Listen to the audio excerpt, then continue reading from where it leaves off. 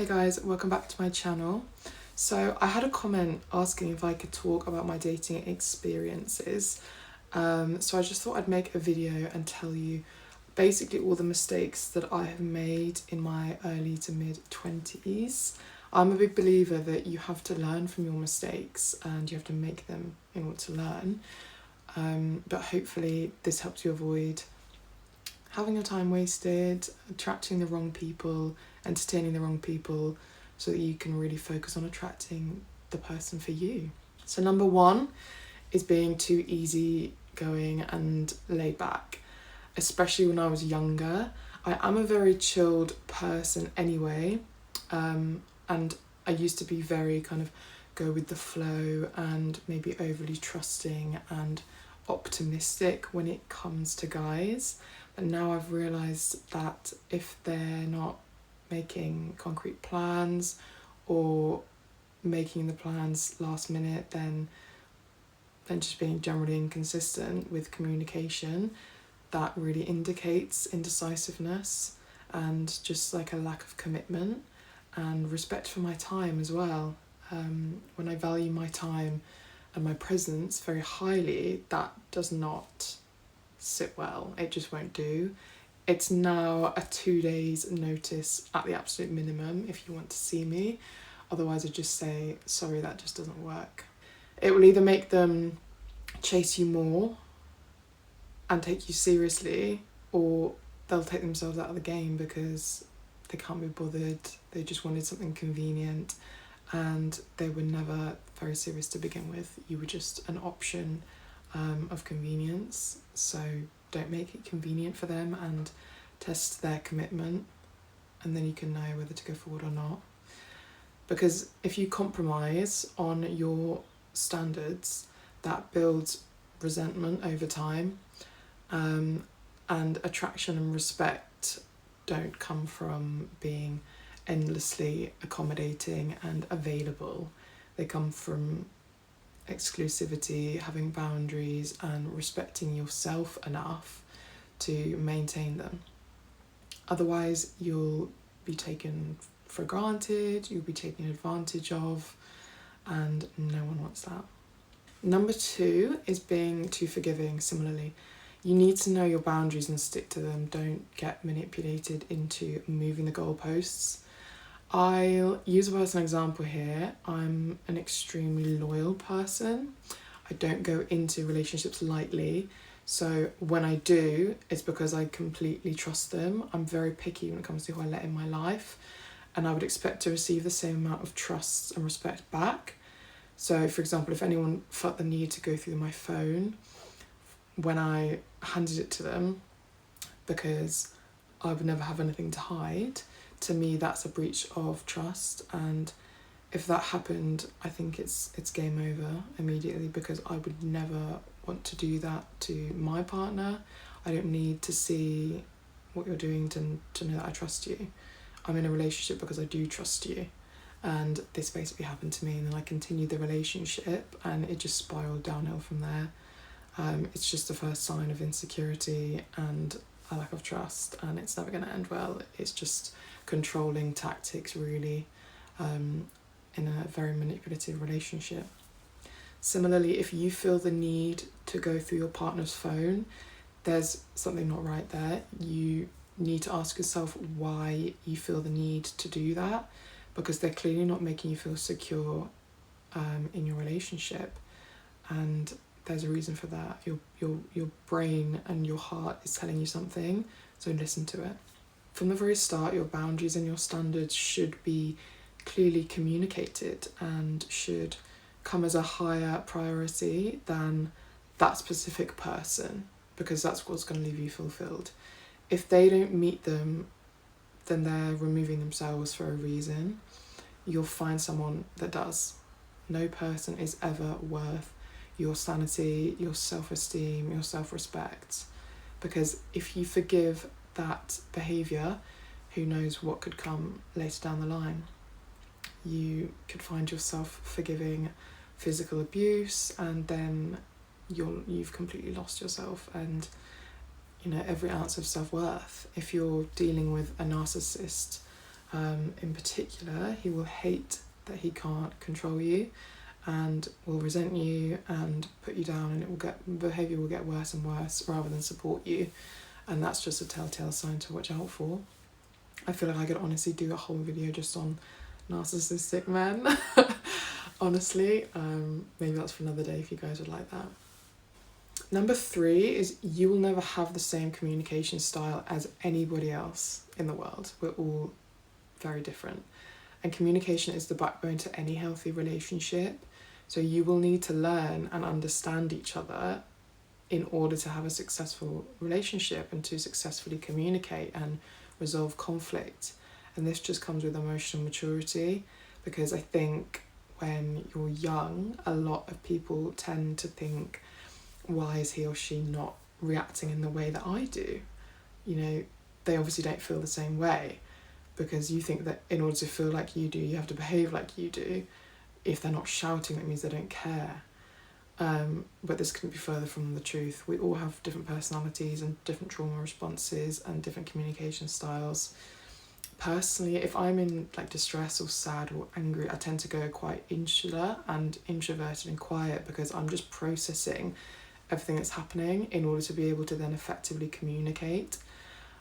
Because if you communicate out of emotion, nothing's going to be resolved effectively, and it's going to get worse and worse and worse. You need to remove yourself from the situation before then. You know, take the time to ask the right questions and listen to the other person and understand what each other needs in order to create the space to communicate, you know, safely and in a non-judgmental zone and resolve the conflict. Number 4 is not maintaining your independence and suffocating each other.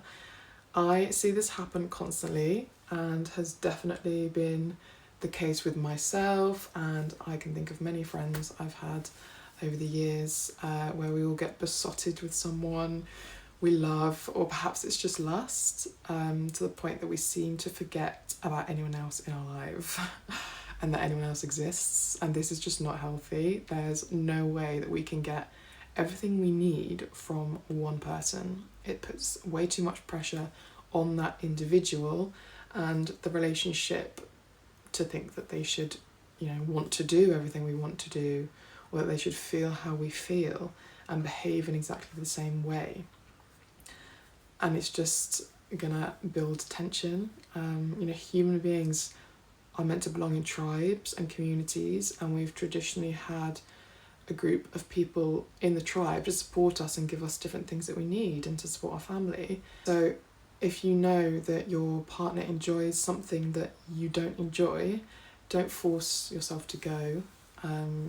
Encourage that they do it with someone who does enjoy it, or a friend, or someone that shares that same passion, because then they'll be happy that they've had a great time, you'll be happy that it made them happy, and everyone's a winner. And you can take the time to do something that fills your own cup rather than trying to fill theirs.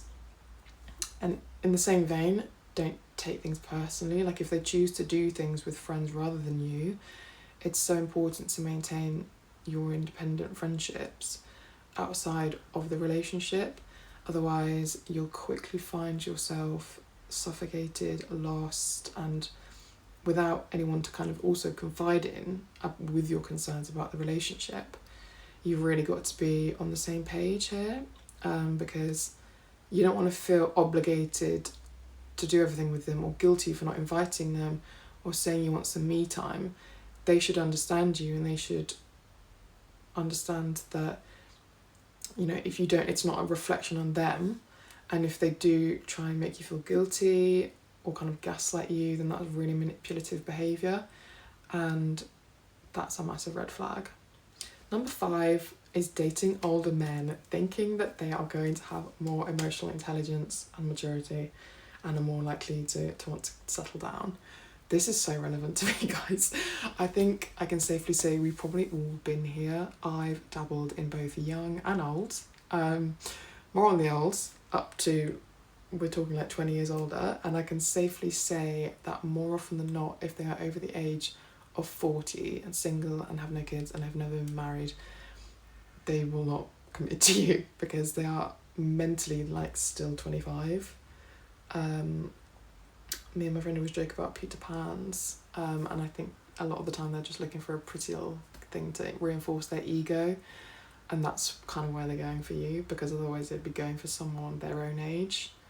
But let's be honest, if a man can go for a younger version, younger, more attractive version, they will. That's just a sad truth. I've had like 60-year-olds hit on me, and the problem with these types of men is that they're extremely set in their ways. They're very self-absorbed, so might pretend to kind of have a slight interest in you, but then you quickly find that they really don't. And they typically tend to kind of message you or ring you up to talk literally about themselves at you, and everything they've been doing. But that said, they do have a lot more life experience, and they do generally have more emotional maturity, kind of, and their communication can be better, and they kind of don't really mess around, like they kind of just know what they want. That's kind of the reason why I get attracted to those types of people, and they do value your presence, and particularly your femininity, and do tend to be a bit more chivalrous, which I find really attractive. But I have now realised that I'd probably prefer to just wait for the right person. I'll wait for the divorcees. Number 6 is that there's a huge difference between love and lust. Love is peace, safety, support. Lust is excitement, thrill, butterflies, and not necessarily in a healthy way. Lust is very fast and intense and focused on how someone makes you feel. It's about the desire and the fantasy and like the thrill of being wanted, essentially. And it doesn't really see the other person, it sees like an idea of them. And I always used to say that to my ex: I don't feel like you really love me, you love the idea of who I am without actually knowing me. That's why it can burn, the flame burns so brightly and fast, and it disappears just as quickly as it came. Whereas love is slower and focused on who someone actually is. You get to know them over time, their flaws, their habits, their reality. It's not just about how they make you feel in moments of excitement.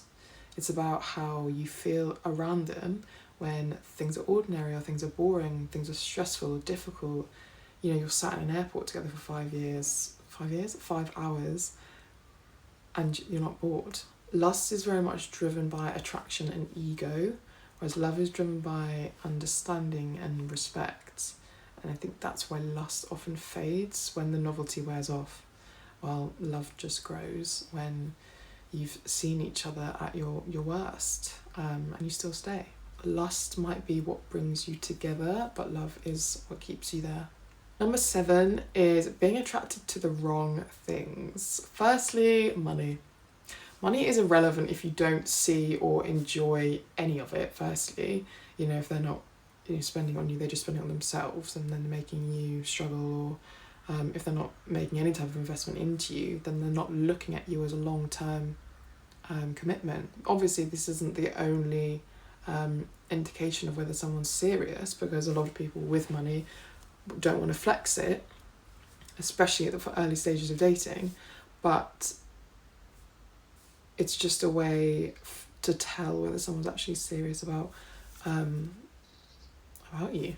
You also have to choose what's more important to you, because for me personally, someone who has generosity and kindness and ambition and would give you everything if they could, as well as their presence, which is the most important part of any relationship. Is what makes you feel seen, feel loved, and feel fulfilled in the relationship. I remember when I was back on the dating apps, when I was on Hinge, you just see all these men who are flexing like cars and watches and things on their profiles, and obviously that's literally just to attract potentially the wrong type of person, because if that's what you're needing to do in order to attract people, then you're obviously lacking something. You're lacking substance in one way or another, because you don't think that you and yourself is enough.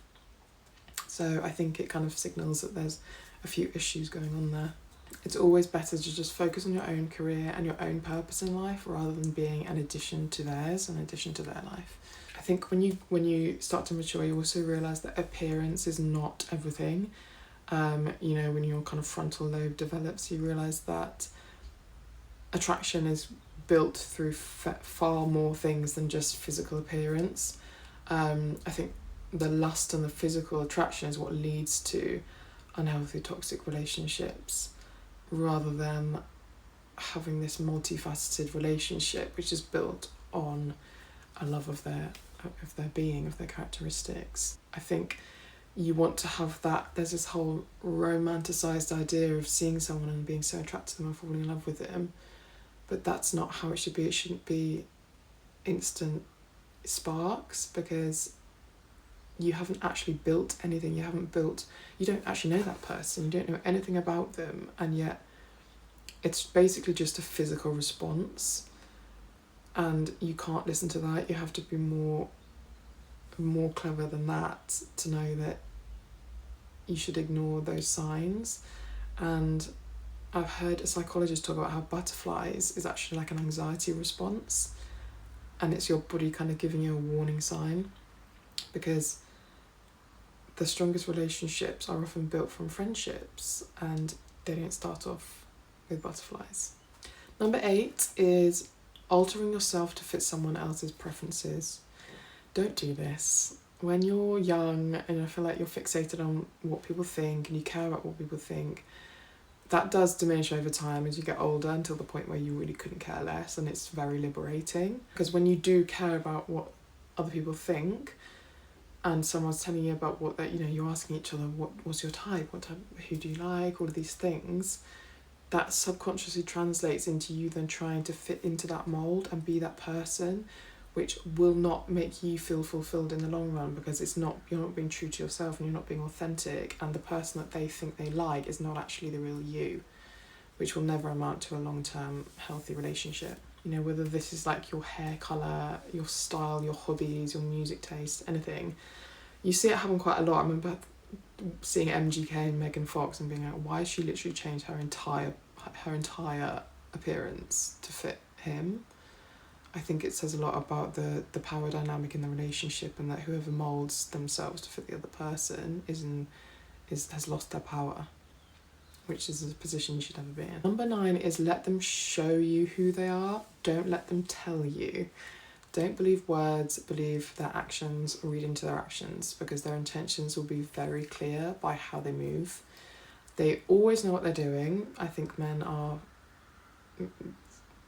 people make out like men don't have a clue what they're doing, and that they're these like primal beings, and it's just not the case. You know, if you're confused by their words and their actions, then they don't match up, then that's your answer.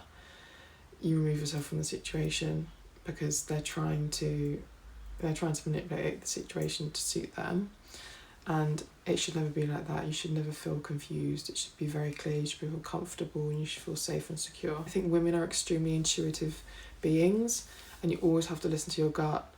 Every time I've had some sort of a gut feeling and I've ignored it, I've been proved right in the first place, and I've kicked myself that I didn't listen to it. Don't ever tell them who you want them to be either, because they will pretend to be exactly that, and they will love bomb you and try to manipulate you and convince you that they're this person, then you quickly find out they're not. And equally, if you've ever been treated poorly in the past, don't tell them, because then they'll know that you're susceptible to being manipulated, and also know that the bar is literally in hell. All they have to do is behave slightly better than that in order to become a part of your life. Only ever say that you've been treated super well and that your standards are super high, and the entry requirements are high, girl. This comes on to my last and final mistake, number 10. I've talked about this before, but it's online dating. I've honestly yabbered on about this, and I'll keep it brief, but I'm very anti online dating. I think you start dating before you know anything about the person or give them a chance to show you who they really are.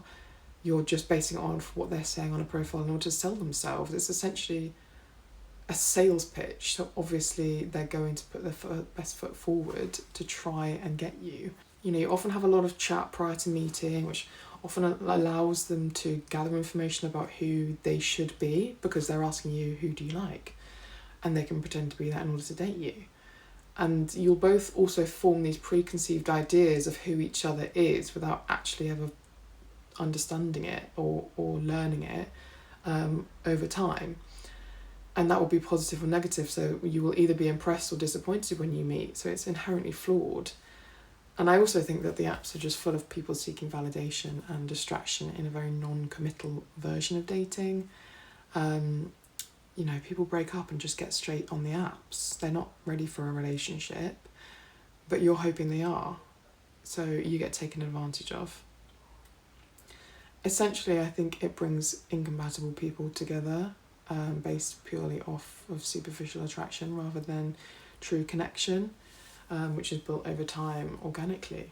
And it also means that we're often closed off to real life connections because we're too busy focusing on this idea of this person, this non-existent character that we're chatting to online, after creating this fairy tale in our heads of who that person is. So you could meet someone who is extremely compatible and right for you in real life if you gave them the time of day, but you don't. You're closed off because you're too fixated on who this person online could be. You know, I've personally met people who I am like surprised that I end up kind of attracted to them, because if I saw them on an app then I wouldn't be. And I think it trains you to look for the wrong things, essentially. So that is what I would say about the apps, but obviously each to their own. I know that I've met a lot of people who've met their husbands and wives on the apps, so it's up to you, but it's a numbers game with that one. You're going to have to kiss a lot of frogs, I would say. So that concludes my list of dating mistakes that I have made. I hope you guys can take something from this. I honestly could do a part 2 because I think you're always making mistakes when it comes to dating, aren't you? Like, we're all just doing life once. So if you'd like me to make a part 2, let me know. Or if there's anything else you'd like me to talk about, leave me a comment below and I'll speak to you in my next one. Bye guys.